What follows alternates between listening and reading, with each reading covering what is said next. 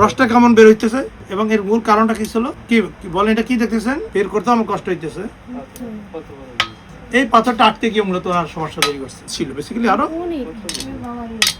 আরো স্টোন ছিল, পিত্তরসটার colour change হয়ে গেছে এবং দেখবেন সবসময় ছোট ছোট স্টোন বের হবে, কারণ পিত্তথলির পাথরে সবসময় ছোট স্টোন দিয়ে জটিলতা হয়। কোন পাথর দিয়ে? ছোট পাথর। দেখেন স্টোনগুলো অনেক ছোট না? ছোট ছোট পাথর দিয়ে কেন সমস্যা হয়? যেহেতু থলির পাথর ইজিলি নালিতে চলে যেতে পারে। আসসালামু আলাইকুম, আলহামদুলিল্লাহ আপনাদের দুইজন পেশেন্টের ল্যাপারোস্কোপিক পিত্তথলির পাথরের অপারেশন শেষ করেছি। খুবই চমৎকার অপারেশন হয়েছে, খুবই ভালো অপারেশন।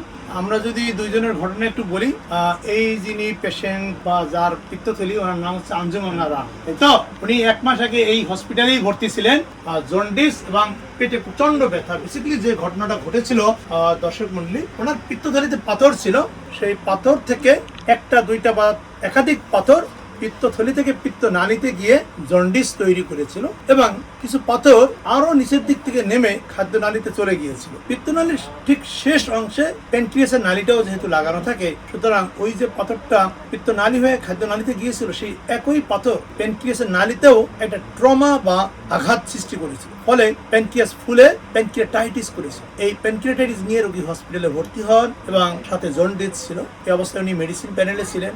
ওনারা দেখে আমার কাছে রেফার করেন, আমি আরো কিছু পরীক্ষা নিরীক্ষা করি এবং এমআরসিপি সবকিছু দেখে দেখা গেল যে পিত্তনালীর যে পাথর ভাগ্যক্রমে সেটিও বের হয়ে খাদ্যনালী দিয়ে বের হয়ে চলে যায়, যে কারণে ওনার ইআরসিপিটি করা লাগে না। কিন্তু যে সমস্যাটা তৈরি করা সেটি কিন্তু তৈরি করেই ফেলেছিল। যেমন পিত্তনালীতে পাথর গিয়ে জন্ডিস হয়েছিল, প্যানক্রিয়াটাইটিস, যেটা অত্যন্ত জটিল একটা সমস্যা। একুট প্যানক্রিয়াটাইটিস বা প্যানক্রিয়াসের যে প্রদাহ, যেটি হলে মানুষকে অবশ্যই হসপিটালে ভর্তি হতে হয়, সেই প্যানক্রিয়াটাইটিস হওয়ার 80% বা 80% কারণ হলো পিত্তথলির পাথর।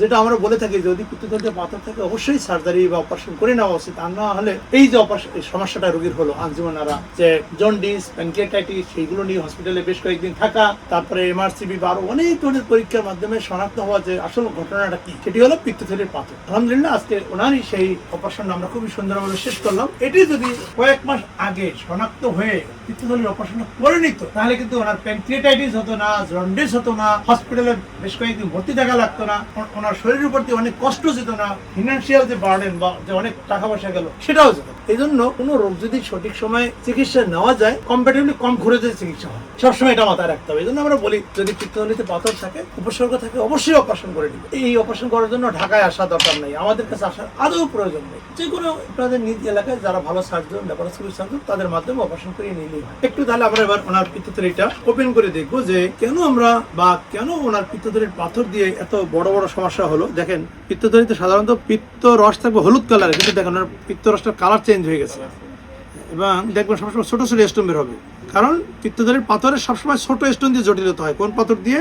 ছোট পাথর। দেখেন স্টোনগুলো অনেক ছোট না?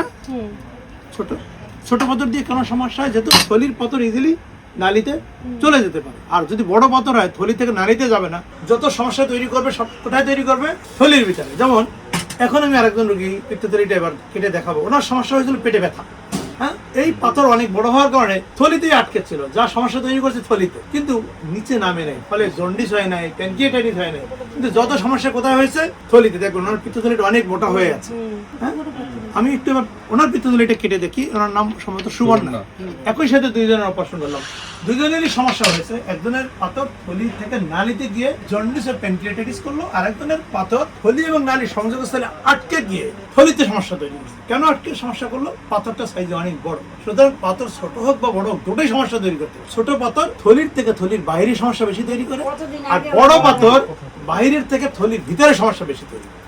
সুতরাং দুইটার দুই ধরনের সমস্যা। তবে যদি আমরা বলি দুইটার ভিতরে বেশি সমস্যা কোন, অবশ্যই ছোট পাথর, অবশ্যই ছোট পাথর। যেহেতু এর যত সমস্যা হয়েছে সব কোথায় হয়েছে? থলির ভিতরে। এটা হয়তো এখন দেখা যাবে পেটে পেকে গেছিল, পুজ হয়েছিল, ইনফেকশন হয়েছিল, সবই থলিতে। আর যেটা নালীতে গেল, দেখেন কত কষ্ট, কত টাকা খরচ, কত হসপিটালে ভর্তি থাকে।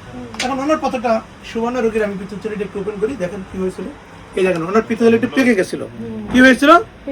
পেকে গেছিল। দেখেন রসটা কেমন বের হইতেছে এবং এর মূল কারণটা কি ছিল, কি বলেন, এটা কি দেখতেছেন? বের করতে আমার কষ্ট হইতেছে। এই পাথরটা আটকে গিয়ে মূলত ওনার সমস্যা তৈরি করছে।